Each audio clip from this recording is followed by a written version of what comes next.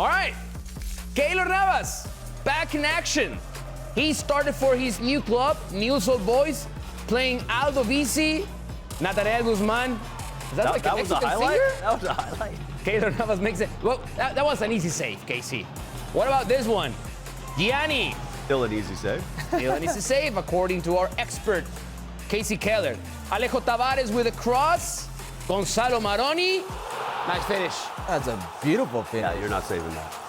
Off the volley, look, it's going to come back across. It's not an easy finish. He makes it look easy, and goalkeeper can only smashes it over his head. Pick it out of your net. 75th minute, Gianni with the header, short distance, and is that a good reaction? That's a real save, yeah. No, I like this story with Keylor because I like the idea of, I was one, obviously, who loved to go to different leagues and enjoy different experiences, and how cool. End of your career, go down to Argentina, have some fun. Yeah, it felt unfair the way he left European soccer. After being a sub at PSG, having 6 months and Nottingham Forest in the Premier League, that he actually did well. helped the team stay put in the Premier League, and then just couldn't find another team at 38 years old.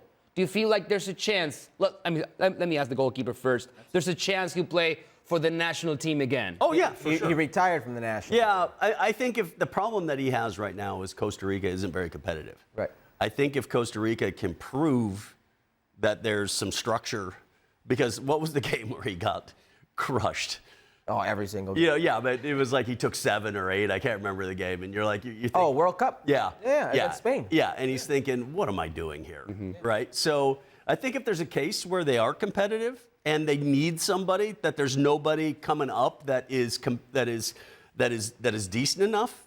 For sure, I told them they have Miguel Herrera. Well, so there's context to this. Miguel Herrera has stated he's going to try to convince Keylor Navas to come out of retirement and play for the national. He's 38 years old right now, so he'd be close to 39, almost 40 years old when the World Cup comes about. So, same like Patrick Siqueira. Are you better than the 22-year-old? To me, that's all that matters. I don't know if he's better than Patrick Siqueira. Well, there's your question. But what I will say is, it's a nice send-off for an unbelievable ambassador of the sport and somebody who I feel has been the most disrespected footballer of his generation. Yeah, I was in Costa Rica several years ago now, and everybody wanted to talk to me about Keylor Navas. Yeah.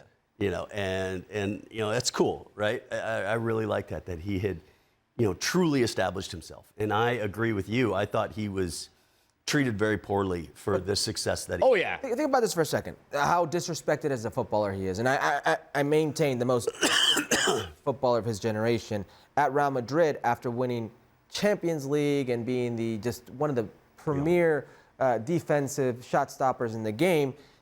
Thibaut Courtois comes in, and he's treated as a second-rate goalkeeper, and he's shipped out. Goes to PSG, where Donnarumma comes in. Thibaut's done pretty well, but I understand. He still had a life shelf. You know, Donnarumma comes in, and the same thing. Yeah, exactly. And Donnarumma had a lot of problems while he was there, and you're thinking, like, what is going on where this man just keeps getting disrespected? So it's good to see him, as Kay said, go to a footballing culture like Argentina, where I think he's doing it more for the love of the game, because certainly Newell's Old Boys is not going to have the capital to pay him like he was at Real Madrid or PSG. Exactly. He made good money. But Miguel Herrera has his hands full in terms of bringing him over.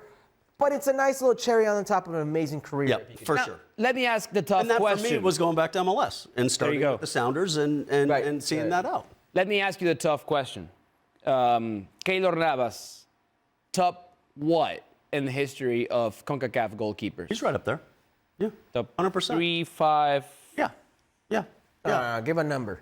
No, I think he's right. Who's the best goalkeeper all time in CONCACAF? Look, I think you could say you. I think it's impossible to say. It's fine if you say you. But I think what you're saying is I think you are. You're really looking at Keylor, you know, myself, Brad Friedel, Tim Howard, and then, you know, there's some other, you know, Marcus Hanneman, Jorge Campos. Jorge, well, come on.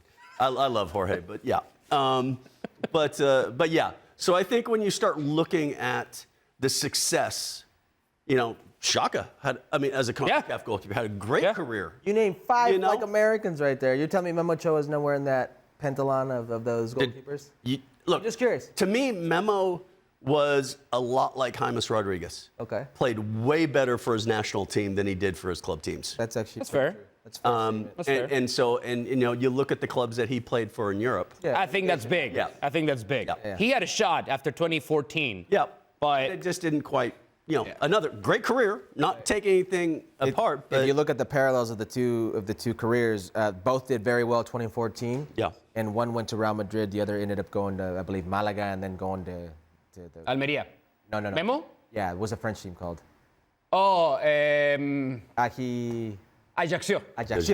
Thank you, sir. Ajaccio. Well, Keylor's former club, Real Madrid, will be in action playing the quarterfinals of Copa del Rey this Wednesday. Leganés will host Real Madrid starting at 3 p.m. Eastern Time exclusively on ESPN+.